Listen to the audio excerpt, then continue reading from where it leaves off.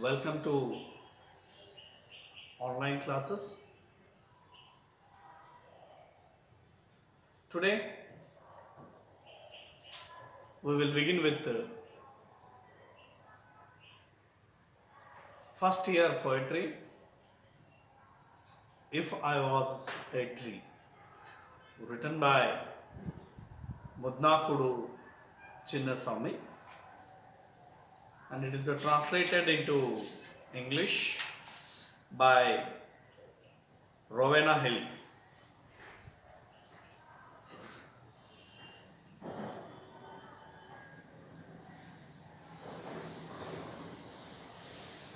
When you take the social context of India,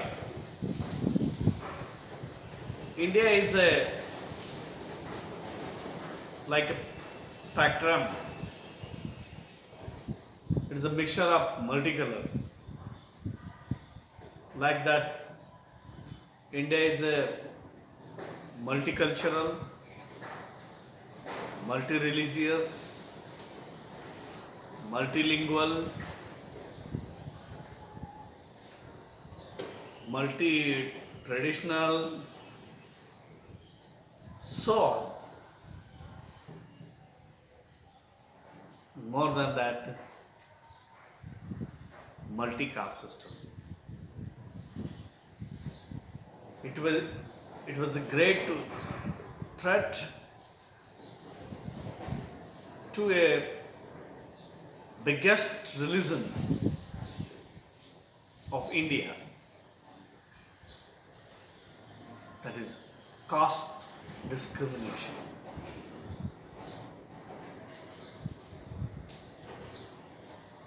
And one thing, the concept of caste discrimination or any kind of discrimination, either religious discrimination, color discrimination, gender discrimination, whatever might be, we should remove the concept of discrimination from the mind of our new generation. Because this discrimination is not elsewhere. Discrimination itself has taken its birth in our brain only.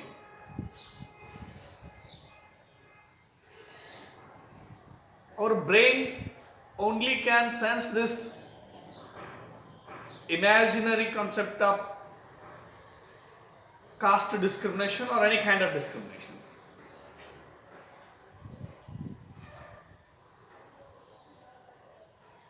It is a black mark on the glorious history of Indian social life.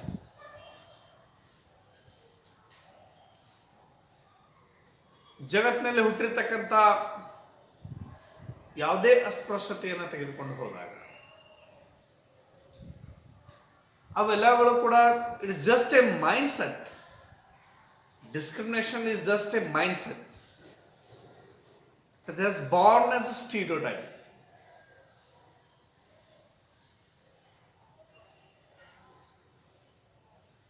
ಸಾಮಾನ್ಯ ಜನರು ತಮ್ಮ ಬದುಕನ್ನು ಕಟ್ಟಿಕೊಳ್ಳೋ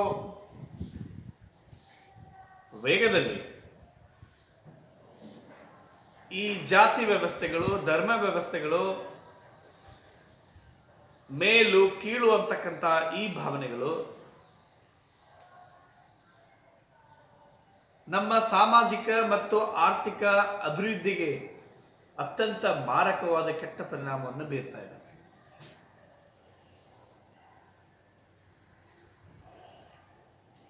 ಈ ಧರ್ಮದಲ್ಲಿ ಇದ್ದಿರ್ತಕ್ಕಂಥ ನ್ಯೂನತೆಗಳನ್ನು ಹೋಗಲಾಡಿಸಲು ಹಲವಾರು ಧರ್ಮಗಳು ಭಾರತದಲ್ಲಿ ಹುಟ್ಕೊಂಡು, ಜೈನ ಧರ್ಮ, ಬೌದ್ಧ ಧರ್ಮ, ಹಲವಾರು ಮಹಾನ್ ಪುರುಷರು ಹುಟ್ಕೊಂಡ್ರು. ಮಹಾವೀರ, ಬುದ್ಧ, ಬಸವಣ್ಣವರು, ವಿವೇಕಾನಂದರು, ಆದರೂ ಕೂಡ ಏನು ಮಾಡೋಕ್ಕಾಗ್ತಾ ಇಲ್ಲಪ್ಪ ಅಂದ್ರೆ ಅಷ್ಟೊಂದು ಪರಿಣಾಮಕಾರಿಯಾಗಿ ಭಾರತದಲ್ಲಿರ್ತಕ್ಕಂಥ ಈ ಅಸ್ಪೃಶ್ಯತೆಯನ್ನು ಅಥವಾ ಮೇಲು ಕೀಳು ಅಂತಕ್ಕಂಥ ಈ ಭಾವನೆಗಳನ್ನು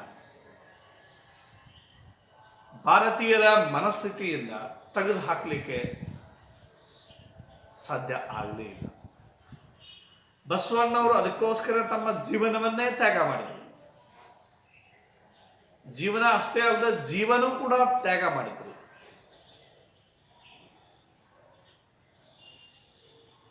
ಮೇಲು ಕೀಳು ಬೇಡ ಅಂತ ಇಷ್ಟು ವೃತ್ತಿ ಆಧಾರದ ಮೇಲೆ ಸೃಷ್ಟಿಯಾಗಿರ್ತಕ್ಕಂಥ ಈ ಜಾತಿ ವ್ಯವಸ್ಥೆ ಬಗ್ಗೆ ಸಮಾಜಕ್ಕೆ ಎಷ್ಟೆಲ್ಲ ತಿಳುವಳಿಕೆ ಹೇಳಿಕೊಟ್ರು ಕೂಡ ಇವತ್ತು ಕೂಡ ಏನಾಗ್ತಾ ಇದೆಪ್ಪ ಅಂದರೆ ಬಸವಣ್ಣವರು ಕಂಡಿರ್ತಕ್ಕಂಥ ಕನಸನ್ನ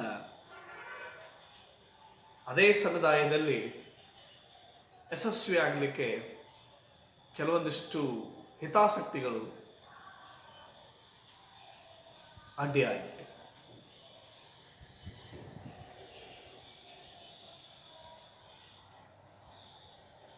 ಸಮಾಜದಲ್ಲಿ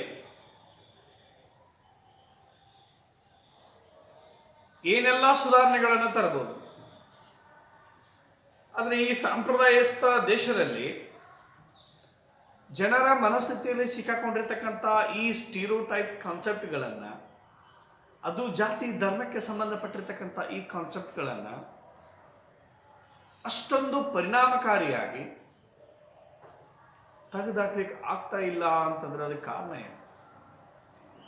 12ನೇ ಶತಮಾನದಲ್ಲಿ ಈ ಜಾತಿ ವ್ಯವಸ್ಥೆಗೋಸ್ಕರನೇ ಪ್ರಾಣ ಕೊಟ್ಟಿರ್ತಕ್ಕಂಥ ಬಸವಣ್ಣವರು 21ನೇ ಶತಮಾನ ಬಂದರೂ ಕೂಡ ಏನಾಗ್ತಾ ಇಲ್ಲಪ್ಪ ಅಂತಂದ್ರೆ ಅವರ ಕನಸನ್ನ ನನಸು ಮಾಡಲಿಕ್ಕೆ ನಮ್ಮ ಕಡೆ ಆಗ್ತಾ ಇಲ್ಲ.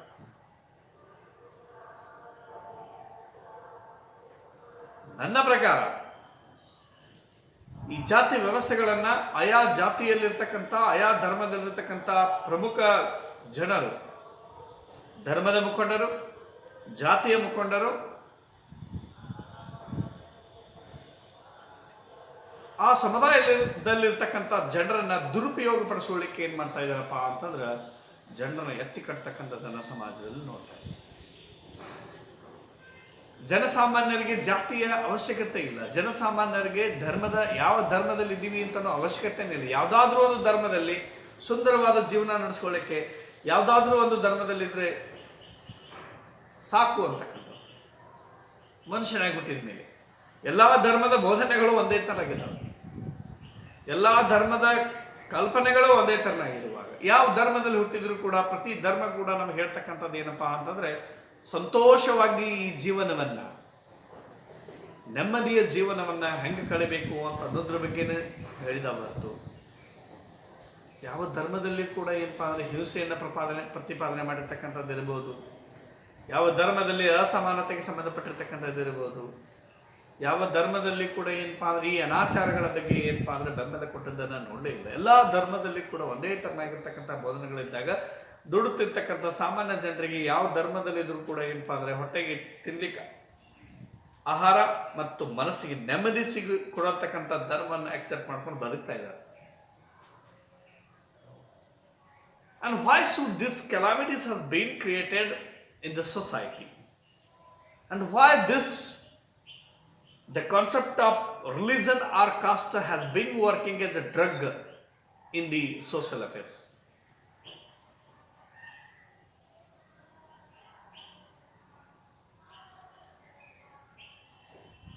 Buddhakudu Chinnaswamy has tried to express the feeling of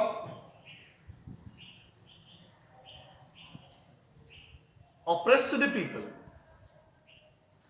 ದಬ್ಬಾಳಿಕೆ ಒಳಗಾಗಿರ್ತಕ್ಕಂಥ ಜಾತಿ ವ್ಯವಸ್ಥೆಯಲ್ಲಿ ದಬ್ಬಾಳಿಕೆಗೆ ಒಳಗಾಗಿರ್ತಕ್ಕಂಥ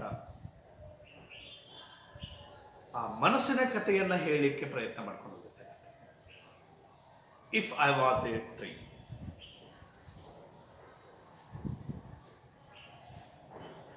ಎಲ್ಲ ಜೀವರಾಶಿಗಳಲ್ಲಿ ಅತ್ಯಂತ ಶ್ರೇಷ್ಠವಾಗಿರ್ತಕ್ಕಂಥ ಜೀವ ಯಾವುದಪ್ಪ ಅಂತಂದ್ರೆ ಮನುಷ್ಯ.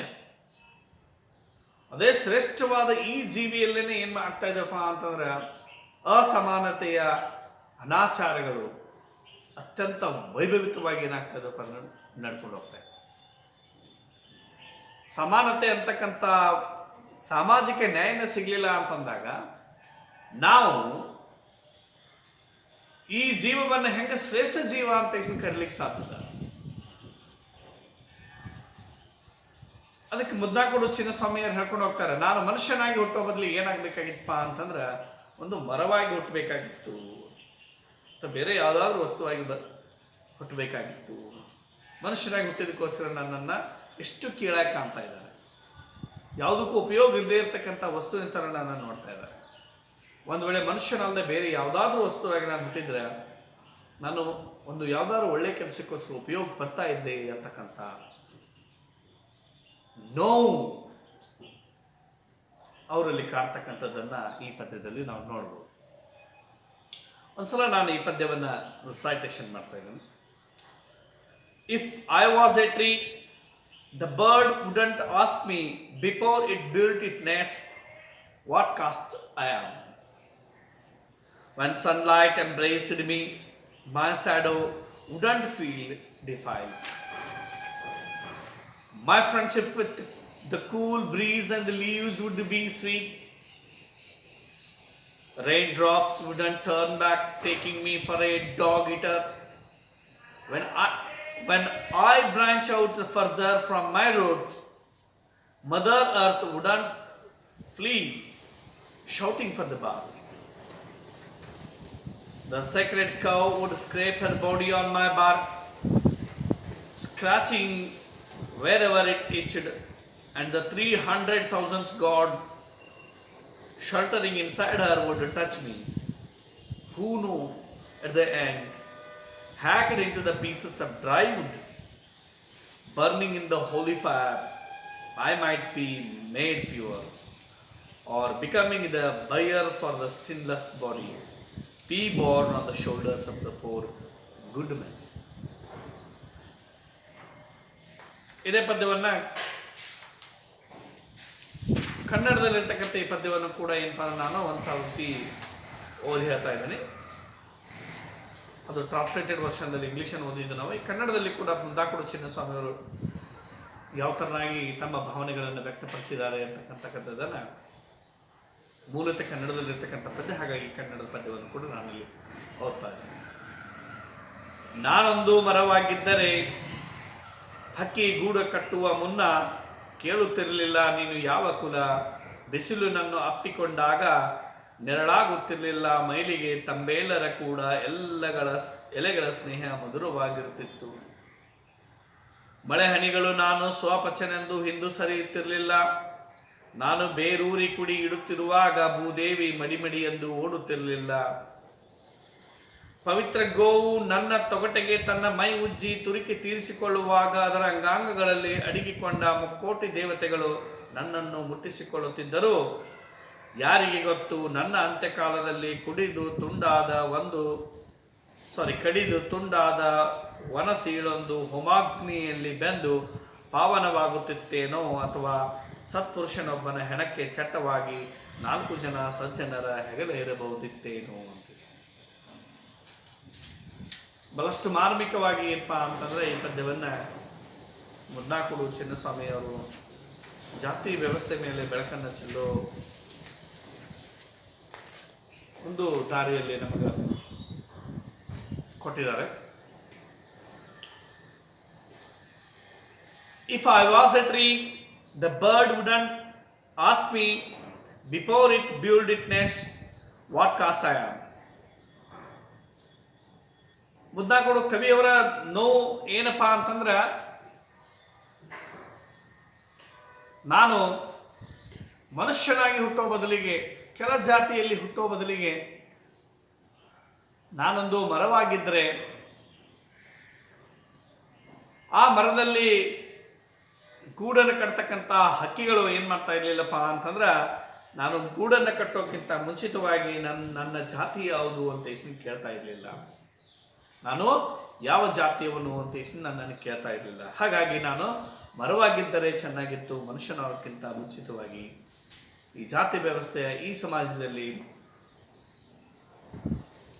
ಅತ್ಯಂತ ಕೀಳರಿಮೆಯಿಂದ ನೋಡ್ತಕ್ಕಂಥ ಈ ವ್ಯವಸ್ಥೆಯನ್ನು ನೋಡಿ ಬೇಸತ್ತಿರ್ತಕ್ಕಂಥ ಕವಿಗೆ ಏನು ಅನಿಸ್ತದಪ್ಪ ಅಂತಂದ್ರೆ, ನಾನು ಮರವಾಗಿದ್ದರೆ ಚೆನ್ನಾಗಿತ್ತು ಕೆಳಜಾತಿಯ ಮನುಷ್ಯನಾಗೋದಕ್ಕಿಂತ. When sunlight embraced me, my shadow wouldn't feel defiled. ನಿಸರ್ಗ ದೇವತೆ ಒದಗಿಸಿಕೊಟ್ಟಿರ್ತಕ್ಕಂಥ ಸೂರ್ಯನ ಕಿರಣಗಳು ನನ್ನ ಮೇಲೆ ಬಂದು ಬಿದ್ದಾಗ ಏನಾಗ್ತಿರ್ಲಿಲ್ಲಪ್ಪ ಅಂತಂದ್ರೆ, ನಾನು ಕೆಳ ಜಾತಿಯವನಿದ್ದೀನಿ ಅಂತ ಏನಾಗ್ತಿರ್ಲಿಲ್ಲಪ್ಪ ಅಂದ್ರೆ ಓಡೋಡಿ ಹೋಗ್ತಾ ಇರಲಿಲ್ಲ, ಹೆದರ್ಕೊಂಡು ಕೊಡ್ತಾ ಇರಲಿಲ್ಲ. My friendship with the cool breeze and leaves would be sweet. ನಾನು ಮರವಾಗಿದ್ದರೆ ನೂರಾರು ಜನರಿಗೆ ತಂಪಾದ ಗಾಳಿಯನ್ನ, ತಂಪಾದ ನೆರಳನ್ನ ಕೊಡಬಹುದಿತ್ತು. ಅದು ಬಹಳ ಸುಮಧುರವಾಗಿರ್ತಿತ್ತು. ತಂಪಾದ ಗಾಳಿ ಮತ್ತು ತಂಪಾದ ನೆರಳಿನ ಈ ಬಾಂಧವ್ಯ ಏನಾಗಿರ್ತಿತ್ತಪ್ಪ ಅಂದ್ರೆ ಬಹಳ ಸುಮಧುರವಾಗಿರ್ತಿತ್ತು.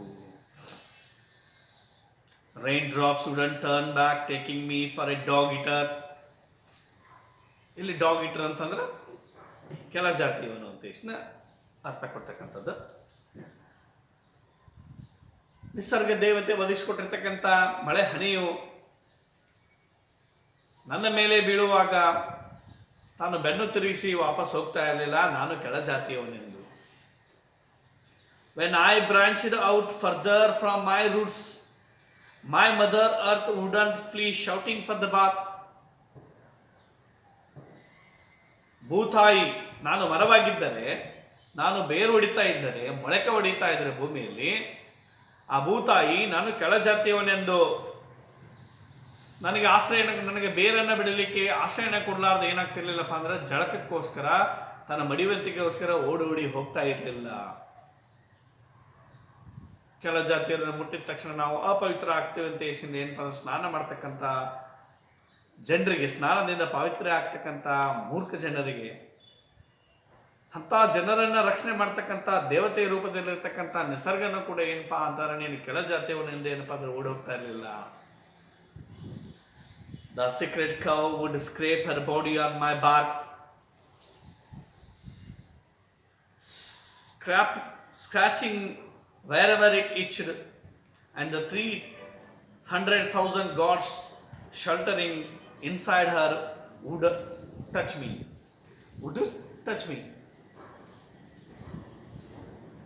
ಪವಿತ್ರವಾಗಿರ್ತಕ್ಕಂಥ 3 ಕೋಟಿ ದೇವತೆಗಳನ್ನ ತನ್ನ ಶರೀರದಲ್ಲಿ ತುಂಬಿಕೊಂಡಿರ್ತಕ್ಕಂಥ ಪವಿತ್ರವಾಗಿರ್ತಕ್ಕಂಥ ಗೋಮಾತೆಯು, ನಾನು ಕೆಳ ಜಾತಿಯಲ್ಲಿ ಹುಟ್ಟಿದ ಕಾರಣಕ್ಕೋಸ್ಕರ ಗೋಮಾತೆಯನ್ನ ಮುಟ್ಲಿಕ್ಕೂ ಆಗೋದಿಲ್ಲ. ಪವಿತ್ರವಾದ ಗೋ ದೇವತೆಯನ್ನ ಏನಪ್ಪ ಅಂದ್ರೆ ನನ್ನ ಕಡೆ ನನಗೆ ಮುಟ್ಟುವಂಥ ಭಾಗ್ಯನೂ ಕೂಡ ನನಗಿಲ್ಲ. ಒಂದು ವೇಳೆ ನಾನೇನಾದರೂ ಮರವಾಗಿದ್ದರೆ,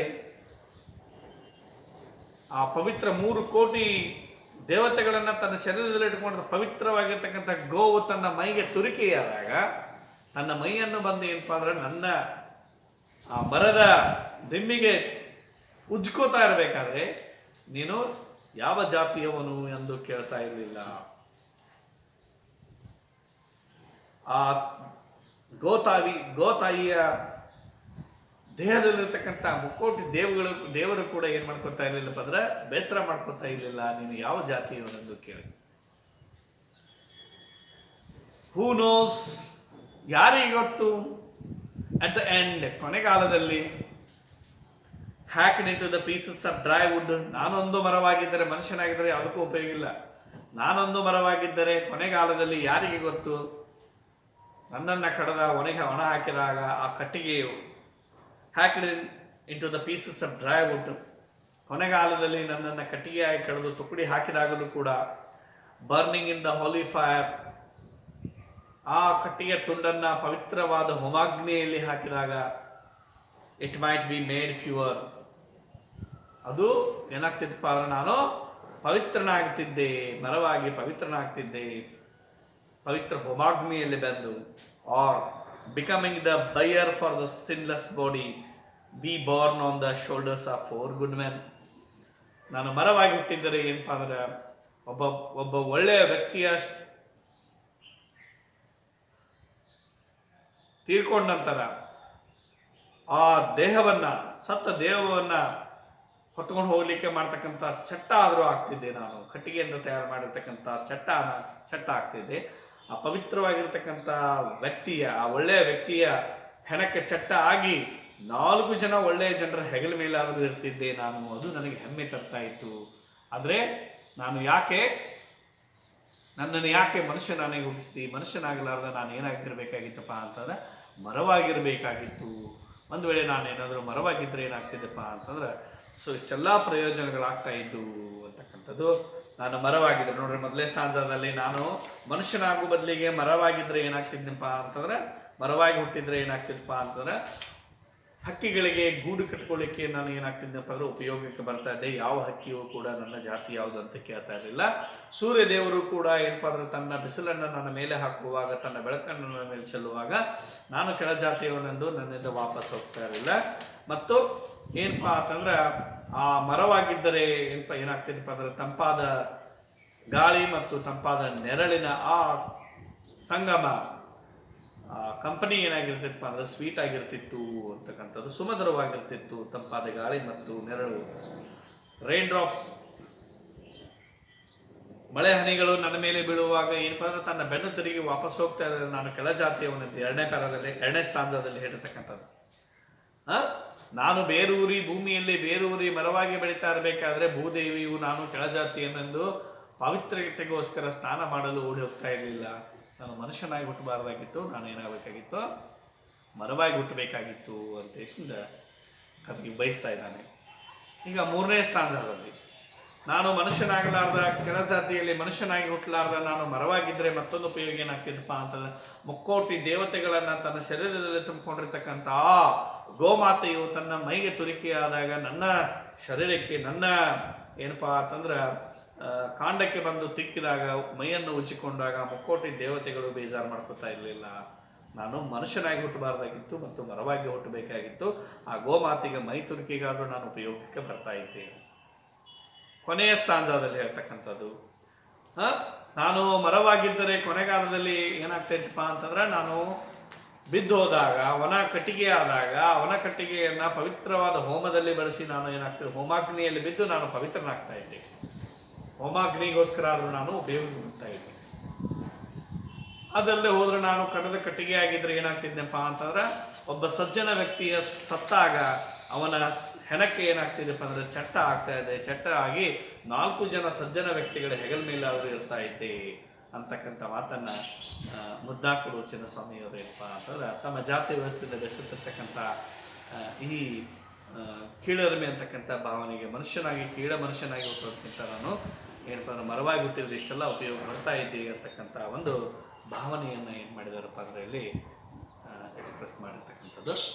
ಸೊ ಕೋವಿಡ್-19 ಸಾಂಕ್ರಾಮಿಕ ರೋಗ ವ್ಯಾಪಕವಾಗಿ ಹರಡ್ತಕ್ಕಂಥ ಈ ಸಂದರ್ಭದಲ್ಲಿ ನಾವು ಈ ರೋಗದ ವಿರುದ್ಧ ಹೋರಾಡಲು ಸ್ಯಾನಿಟೈಸೇಷನ್ ಮಾಡೋದು ಮತ್ತು ಮಾಸ್ಕ್ಗಳನ್ನು ಹಾಕೋದ್ರ ಮೂಲಕ ಈ ರೋಗವನ್ನು ಹೋರಾಡಿಸಲು ನಾವೆಲ್ಲರೂ ಹೋರಾಡೋದು ಸಜ್ಜಾಗೋಣ ಅಂತ ಹೇಳ್ತಾ, ಆನ್ಲೈನ್ ಕ್ಲಾಸ್ ಮೂಲಕ ನಾವು ಏನಪ್ಪ ಅಂದರೆ ಇವತ್ತು ಪಾಠ ಕಲಿಬೇಕಾಗಿರ್ತಕ್ಕಂಥ ಅನಿವಾರ್ಯತೆ ನಮಗೆ ಉಂಟಾಗಿದೆ. ಆನ್ಲೈನ್ ಕ್ಲಾಸನ್ನು ಕಲಿತು ಇನ್ನು ಮುಂದಿನ ದಿನಗಳಲ್ಲಿ ನಡೀತಕ್ಕಂಥ ಎಕ್ಸಾಮ್ಗೋಸ್ಕರ ನಾವು ತಯಾರಿ ಮಾಡ್ಕೋಬೇಕು. ಇದು ನಮ್ಮ ಅನಿವಾರ್ಯತೆ. ಈ ಅನಿವಾರ್ಯತೆಯಿಂದ ಸದುಪಯೋಗಪಡಿಸೋಣ. ನಾವು ಸರಿಯಾಗಿ ಅಭ್ಯಾಸ ಮಾಡಿ ನಮ್ಮ ಮುಂದಿನ ಶೈಕ್ಷಣಿಕ ಬದುಕನ್ನು ಸುಂದರಗೊಳಿಸ್ಕೊಳ್ಳೋಣ ಅಂತ ಹೇಳ್ತಾ ಇವತ್ತಿನ ನನ್ನ ಉಪನ್ಯಾಸವನ್ನು ಮುಗಿಸ್ತಾ ಇದ್ದೀನಿ. ತಮಗೇನಾದರೂ ಈ ಪದ್ಯಕ್ಕೆ ಸಂಬಂಧಪಟ್ಟಿರ್ತಕ್ಕಂಥ ಸಂದೇಹಗಳಿದ್ದರೆ, ಸಮಸ್ಯೆಗಳಿದ್ದರೆ ನನಗೆ ಫೋನ್ ಮಾಡೋದ್ರ ಮೂಲಕ, ಮೆಸೇಜ್ ಮಾಡೋದ್ರ ಮೂಲಕ ನಿಮ್ಮ ಸಮಸ್ಯೆಯನ್ನು ಬಗೆಹರಿಸಬೇಕು ಅಂತ ಹೇಳ್ತಾ ಇವತ್ತು ನಾನು ಉಪನ್ಯಾಸವನ್ನು ಮುಗಿಸ್ತಾ ಇದ್ದೀನಿ. ಜೈ ಹಿಂದ್.